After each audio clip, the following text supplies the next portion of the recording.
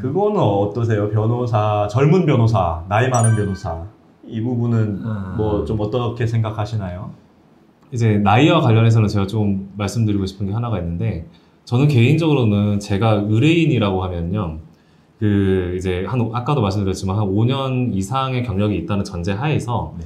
가장 내가 편하게 대할 수 있는 변호사님을 선임하는 게 맞다고 생각합니다. 그래서 조금 그 내가 생각하기에, 그러니까 내가 보기에 내가 말할 수 있는 거를 이제 가감 없이 전할 수 있는 그 나이 선에서 가장 적합하신 분을 좀 선임하는 게 좋을 것 같고요. 네.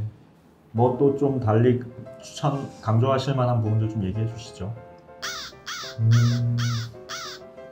그렇게 피곤한 표정만 짓고 계시 마시고 나한테 얘기하는 두 분, 박 작가님 말고 두 분. 박 작가님이 작가님이 오늘 정리를 너무 잘해주셔가지고 피곤하시면 퇴근하시고. 그런 질문도 많이 하세요. 사건들을 대형 로펌에 가야 되냐, 아니면은 뭐 중형 로펌에 가야 되냐, 소형 로펌에 가야 되냐, 뭐 이런 얘기들도 좀 궁금해하시는 것 같은데, 예, 권상우 변호사님 어떠신가요? 뭐 당연히 일률적인 답이 있진 않고, 아무래도 이제 좀 그 규모가 크고 그리고 뭐 복잡해서, 그러니까 일반적인 뭐 변호사들이 경험하기 쉽지 않은 성격의 분쟁이라든지 혹은 거래라고 했을 경우에는 대형 로펌에 가는 게 의미가 있을 것인데, 그렇지 않고 뭐 일반적으로 변호사라고 한다면 뭐 특별히 문제 없이 그 진행을 할 수 있는 부분이라고 생각이 드시면, 뭐 사실은 뭐 실력이 있는 소형 로펌의 변호사를 찾아가는 게 이득이라고 볼 여지도 많은 것 같습니다. 네.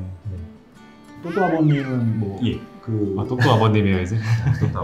또또 아버님은 어떤 로펌 선택 기준에 대한 로펌의 규모와 관련돼서 로펌의 규모. 네. 실은 글쎄요, 저는 로펌의 규모가 그렇게 중요한 기준은 아닌 것 같아요. 그러니까 이제 결국 어떤 일이든 제가 이제 또 수행을 하다 보면 이게 뭐 제 사건을 가지고 변호사님 뭐 5분, 10분이 같이 제 일에 매달려 주시는 거는 아니거든요. 그러니까 현실적으로 그러기는 어려워요. 어디 대형 로펌에 가더라도 어느 정도 규모 이상이면, 그러니까 어떤 사건이든 다 커버는 가능하다고 생각을 해서 그 규모, 법인의 규모보다는, 그러니까 회사의 규모보다는 그냥 아까 원론적인 이야기지만 정말 제가 좀 의사소통 잘 되고 저랑 좀 뭔가 제 속마음도 좀 이해해 줄 수 있는 그런 변호사님이면서 좀 성실하게 자기 일처럼 해주실 수 있는 분이라면 충분할 것 같습니다. 네, 저는 그냥 사건 규모가 좀 제일 중요한 것 같아요. 내 사건의 규모를 파악하시고 그 사건의 규모에 비추어서 해당 로펌에서 좀 최선을 다해 줄 것 같은 느낌, 적정한 비용으로 최선을 다해 줄 것 같은 로펌을 찾아가는 게 정답일 것 같습니다. 정답은 저기 있는 것 같은데. 상천으로 가는 거죠. 뭐 그거에 대해서는 뭐 그거는 뭐 정답을 딱 쓰시면 열심히 하겠습니다. 열심히 하겠습니다. 저희 잘하게 그게 정답입니다, 사실. 그래서 저는 또 좀 연장선에서 말씀드리면, 저는 사실 보통은 왜 지인 추천으로 변호사를 많이 만나러 가시잖아요.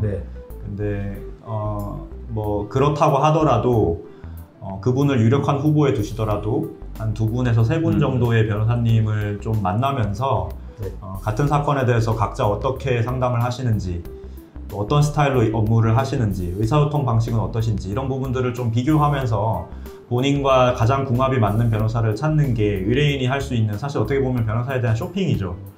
쇼핑을 그렇게 좀 권리 그렇죠. 소비자의 권리인 것 같아요.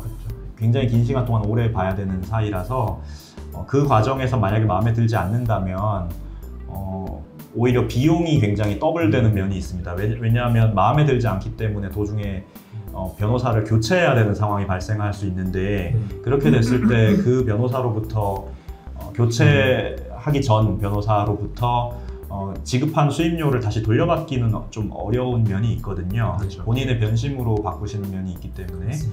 네, 지금 저를 포함해서 좀 저희 네 분이 다 표정이 좀 밝아야 될 필요가 있을 것 같습니다. 지금 채팅방에서 이럴 거면 퇴근하라.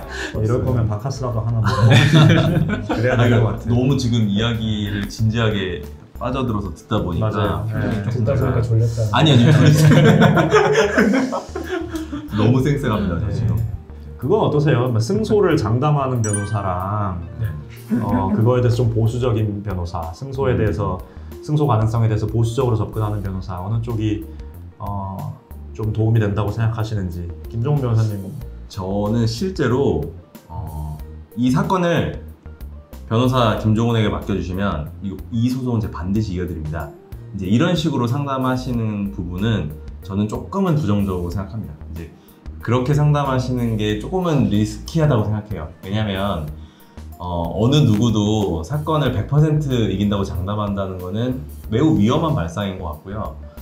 사건은 계속 변화할 수 있어요. 그러니까 사건은 저는 이렇게 표현하거든요. 이게 살아있다고 표현해요. 그래서 이거를 어떻게 다루느냐에 따라서 어디로 튈지 모르는 게 사건이기 때문에 내가 무조건 이겨드릴게요 라고 하는 거는 어떻게 보면 클라이언트가 듣고 싶은 얘기만 해줌으로써 사건을 수임하려고 하는 좀 그런 좀 부정적인 모습까지도 저는 좀 보입니다. 그래서 사건에 대해서 승소 가능성을 높게 이야기해 주는 건 좋은데 그러면서도 분명히 우리가 패소할 수 있는 리스크에 대해서도 정확하게 진단을 해주는 변호사가 바람직한 변호사라고 생각합니다. 예. 네.